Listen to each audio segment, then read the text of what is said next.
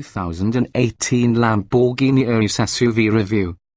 The good points of Lamborghini Urus SUV.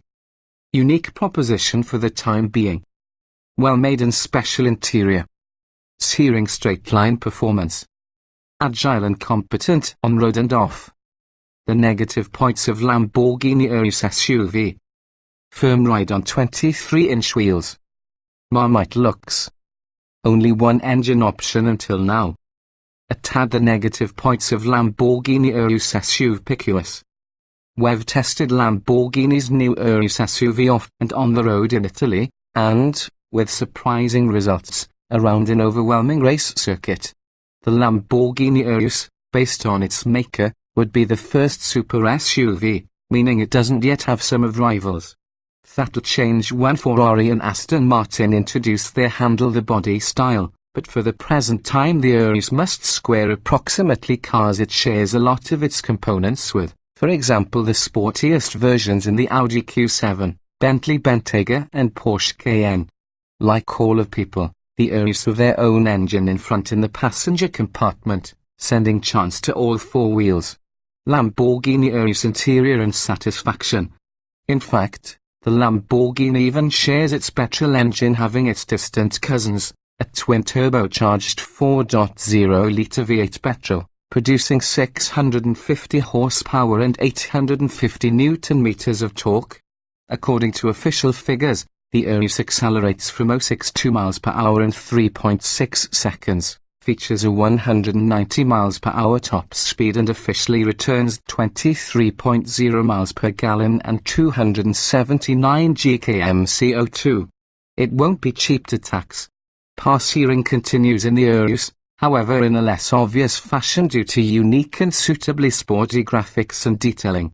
The instruments change appearance according to the drive mode you ultimately choose, and you can find two large touchscreens at the center to operate. Leather, carbon fiber, wood, aluminium and Alcantara is usually specified to customize the alwachi quite luxurious cabin. Lamborghini Urus, multiple drive modes. While the prominent Tamburo driving mode selector includes precisely the same customizable Ego option as Lamborghini's sports cars, a lot like individual within the Mercedes-AMG GT, the Urus features a far more spacious interior. Buyers select from a 2 or 3 seat layout for your back, and legroom is generous. Headroom is impinged upon from the sloping roofline, but for an acceptable level 6-footers will get comfortable. As standard, you'll find ISOFIX mounting points inside rear along with the seat back splits and folds in to enlarge the boot from 616 litres to just 1,596 litres. That's accessed by an electrically operated tailgate.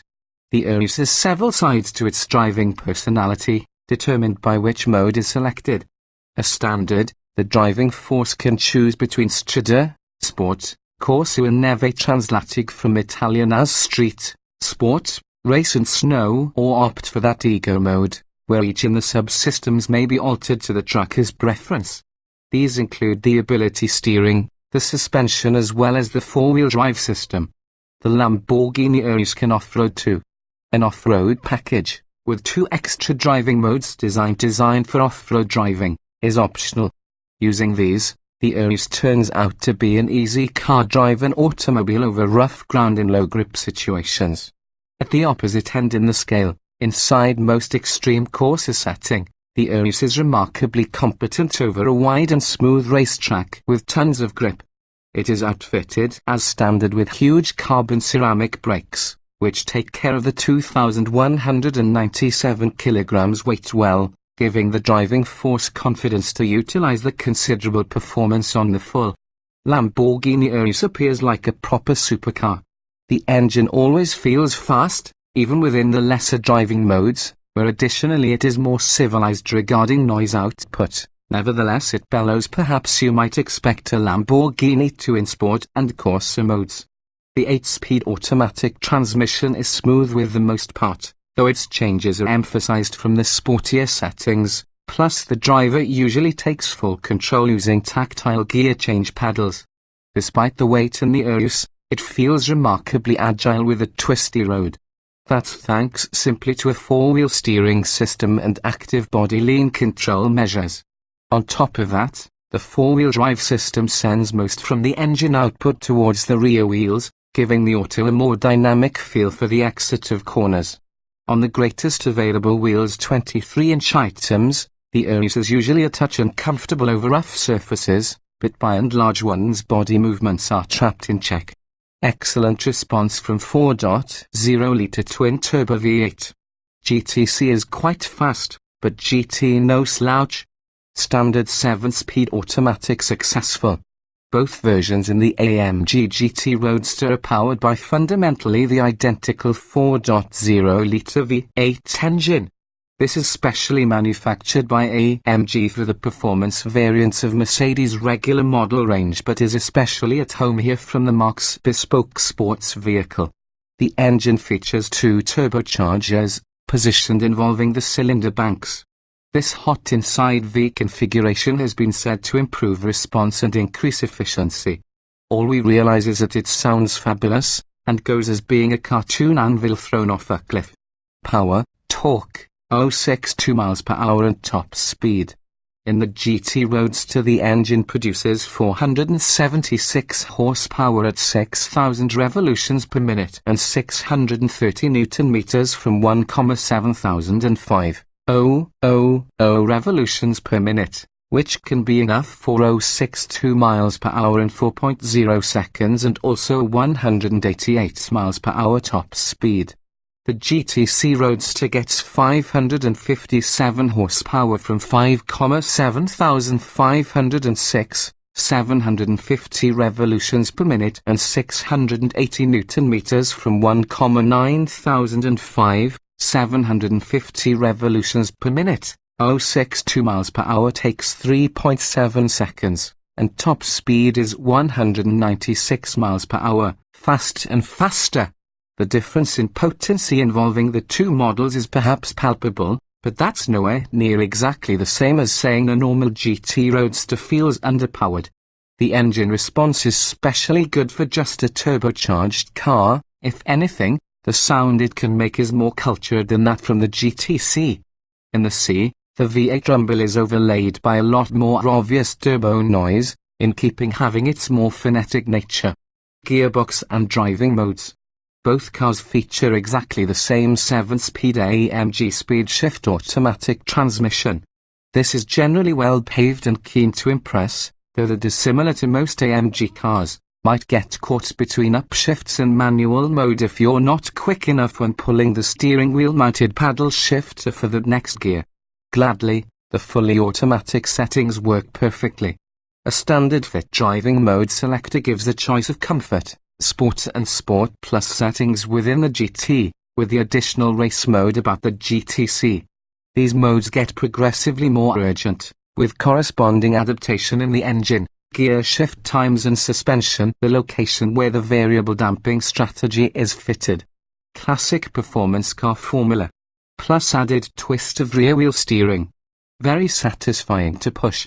The GT Roadster conforms to your classic template for a fancy car, big engine in advance sending chance to the rear wheels. However, Mercedes-AMG has not yet only positioned the engine further back than it sits behind the leading axle. It's built the chassis using a mix of materials, including steel, aluminium, magnesium and composites, that will deliver strength and optimized weight distribution. The result's a stiff structure plus a well-balanced car. Grip levels are high, while body roll is extremely well suppressed, even inside adaptive suspension's comfort setting. It gets better and much better the faster you drive, and delivers quantity of driver satisfaction on a difficult road, no matter whether you've got 476 horsepower or 557 horsepower for your use. Rear-wheel steering, what it really does to the GTC Roadster. There are differences relating to the two models, however, which largely center around the GTC's standard fit rear-wheel steering. This actively controls the angle from the rear wheels, pointing them from the opposite direction on the front wheels at lower speeds to realize tighter turning, switching to a similar direction as top wheels at speeds above 62 miles per hour for greater stability. In general, this works almost imperceptibly, though if you're really pressing upon you can feel it pivoting the automobile into hairpin turns, and simply occasionally you may misjudge the volume of steering lock required, as your vehicle changes direction more abruptly than expected. For probably the most part, however, it serves to present the GTC remarkable agility for something so large, in a very manner that is impressively seamless. The standard GT Roadster remains to be fun. This is just not to say the standard GT Roadster is dull to push, not even close to it, in truth. If anything, without the trunk axle mucking with regards to you get a purer experience, with all the reduced variation and cornering response placing more emphasis on the trucker when it comes to making quick progress. We enjoyed driving it quite a lot, but the spine wheel steering is actually by no means a must-have. Unusually large center console. Some awkward ergonomics. Premium quality appear and feel. The GT Roadster uses exactly the same central structural tub as Mercedes' older SLS AMG supercar. We mention this since it also carries over a silly interior characteristic, therefore, a very big center console, which dominates your entire cabin, separating driver and passenger. It all looks very good inside regardless of the occasional rattles emanating from your test cars. But the positioning in the heavily stylized 8-button layout for this central tunnel, which can be supposed to remind you will discover 8 cylinders beneath the bonnet, just as if the noise they cook would ever allow you to forget, ensures that you sometimes sense that double-jointed elbows can be helpful to work them. Good driving position, mixed visibility. Still, there's a substantial amount adjustment inside steering and seating position, so it's not hard to find a comfy driving position. And although you'll discover the sheer width from the car has a little initial calibration, forward visibility is certainly that it's never challenging to position on the highway. Rear visibility, on additional hand, far less user-friendly. The back with the car is extremely high, to your point that shorter drivers may fight to check their over-the-shoulder blind spot. We've only tested the adaptive suspension thus far. Comfort and composure impress. Dynamic Plus package more compromised. Every version with the GT Roadster we've to date been able they are driving has been fitted with adaptive suspension, which varies the response in the shock absorbers as a way to balance ride comfort against body roll inside the corners, as required. This system has come about as standard around the GTC Roadster but is simply optional around the more basic GT Roadster. Its behavior is influenced with the driving mode selector, but there's additionally a separate button about the center console to activate or deactivate a few comfort, sport and sport plus amounts of damping independently, offering you even greater control over the automobile. Fitted to your regular GT Roadster, the amount of general comfort this product delivers borders about the exceptional for a fancy car. Even the firmer modes deal brilliantly with bumps, making for smooth progress over bad surfaces. Good news with the UK. More focused available options.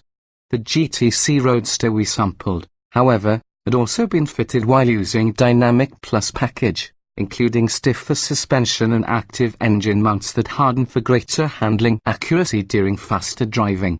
This might sound exciting, but think twice before you end up picking this option. We found there was considerably more noise and road shock delivered in the GTC's cabin, therefore, with bumps that will barely merit a ripple within the GT causing a wince in sidecar with Dynamic Plus fitted. Impressive roof, but way too many rattles. Elsewhere there we were impressed through the refinement achieved through the 3-layer convertible top if this was in its raised position, but surprised that both cars exhibited numerous minor but irritating rattles. The firmer GTC was the worst culprit normally made available. But in either case we'd expect better to car which costs so much money. This is usually a luxury vehicle together with a sporting one, so it's well appointed, but scope for more personalization is required. There are simply the 2 trim levels, each tied with a specific engine. These would be the highlight waist standard equipment about the more basic GT Roadster. Command online infotainment system with sat-nav, DAB and Bluetooth. 19-inch alloy wheels. Wind deflector. AMG performance exhaust. Heated AMG sports seats. ear-scarf and neck warm. Black Napa leather upholstery. Mechanical limit slip differential. The GTC Roadster adds these extra items. Larger 20-inch wheels at a corner. Burmester surround sound iffy system. Reversing camera. Keyless ignition. AMG performance tire. Red brake calipers. Active rear wheel steering. Electronically controlled limit slip differential. Adaptive suspension. You can select 3 colors with the roof at no extra charge, black, red and beige, and both models can be found with carbon ceramic brakes for increased stopping power.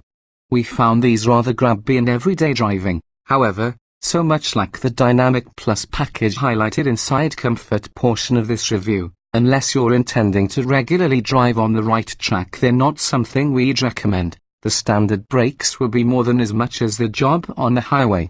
The premium equipment line option package for that regular GT Roadster includes keyless ignition, Burmester Hiffy, reversing camera, and brushed stainless steel door sill finishes with AMG written with them. All of this has come about as standard for the GTC Roadster. Structure specially strengthened to the Roadster. 3-stage stability control. 7 airbags, but latest safety aids extra. Open-top cars represent a better risk of injury once they be flipped over in a car accident. To compensate with this, the GT Roadster is outfitted with rollover bars, installed on an aluminium crossmember behind the seats, one of numerous additional strengthening processes that complete the transformation from coupe to convertible. Sophisticated 3-stage stability control is roofed as standard, in order to tailor its amount of assistance to your driving style, and many types of GT Roadsters get 7 airbags. Active safety comes at expense. You must pay extra to the latest active safety aids, for example front distance alert, lane departure warning, which Mercedes confusingly names lane keeping assist, and blind spot monitors. Autonomous emergency braking isn't offered by all. This might seem surprising for this expensive car, nevertheless it's not unusual for any sporting model. There is not any Euro NCAP score with the AMG GT. Spacious for 2 passengers. Enough boot space for weekend bags. This can be a 2-seater race car with a folding fabric roof occupying some in the coupe version's boot space. You won't be buying this given it's practical. However, the 165-litre boot is large enough for weekend bags that will probably suit most buyers just great. Passenger space is unquestionably adequate, though that has a relatively high window line. This sort of large center console plus the tall back side behind you, it can feel a small amount like you're sat in the very fancy bathtub.